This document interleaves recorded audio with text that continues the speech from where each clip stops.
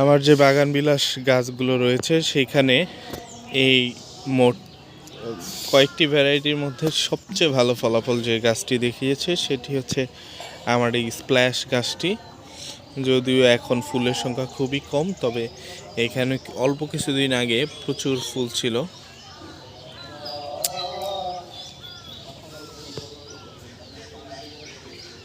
এই গাছটি হচ্ছে চিত্রা ক্রিম। এর ফুলও কিন্তু খুবই অসাধারণ দেখতে। এটা চিত্রার মধ্যেই আরেকটু আপার ক্লাসের একটা ভ্যারাইটি, এটা বলা হয় চিত্রা ক্রিম।